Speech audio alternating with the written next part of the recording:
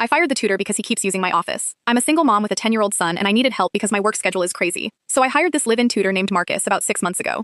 When he first moved in, I gave him a quick tour of the house and showed him the guest room and bathroom that would be his. Then I showed him my room and office, and I specifically told him, please don't go in there unless there's some kind of emergency with my son, or the house is on fire or something. I didn't want to be that girl who locks every door in her own house, so I just asked him directly to respect that space. He said, sure, no problem.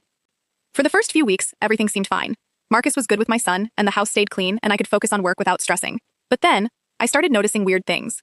I'd come home from work around 6 o'clock and go upstairs to change, and the desk in my office would be messy. Like, super messy. I clean it in the morning before work, and by 6 p.m. that desk is always cleared up. I'm also super particular about how I leave things, and my pens and notebook binders would be moved around. Not by much, but enough that I noticed. My desk chair would be warm when it should have been cold. Little things like that. At first, I thought maybe I was being paranoid or forgetting stuff because I was tired from work, but it kept happening.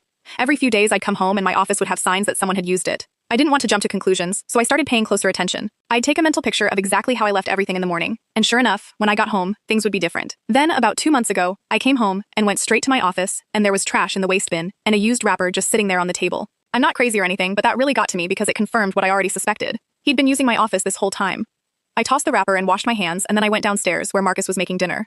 I asked him super casually if everything was okay with his bedroom, if the Wi-Fi signal was good, or if anything needed fixing. He said no, everything's fine. So I asked him directly why he'd been using my office then. He just froze and stared at me for like 5 seconds without saying anything. Then he finally said, sorry, I won't do it again. I told him okay, and that if there was anything he needed changed in his bedroom to just let me know and I'd take care of it. 2 days later, I got home and there was trash and another wrapper on my table and the desk chair was warm again. I was so annoyed because he literally just promised me he wouldn't do it again. By the time I saw it, he'd already gone to bed, so I waited until the morning to talk to him. Before I left for work, I pulled him aside and asked him why he used my office again when he said he wouldn't. He gave me the exact same response. Sorry, I won't do it again. I told him straight up that if he went into my room or office one more time without a legitimate reason, I was going to end the contract and he'd have to leave. He nodded and said he understood. After that, things seemed better.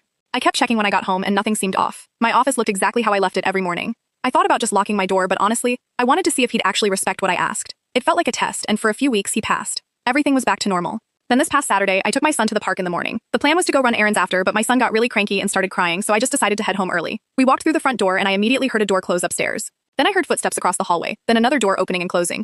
I figured maybe Marcus had gone into my son's room to grab something or put laundry away. But when I carried my son upstairs and walked into my room, there was a soda can sitting on my bedside table. It wasn't mine. I don't drink soda in my room. Everything else looked normal, but that can was proof he'd been in there. I put my son down for a nap and then went to find Marcus. He was in the kitchen wiping down the counters. I asked him why he was in my room. He didn't say anything. He just stood there holding the dish towel and staring at the floor. I asked him again and he still didn't answer. I told him I'd given him multiple chances and been really clear about this one simple rule, and I was done feeling uncomfortable in my own house. I said we were canceling the contract and I'd pay him the cancellation fee like it said in the paperwork. He finally looked up at me and said, okay, that was it, just okay. He packed his stuff that afternoon and left the next morning.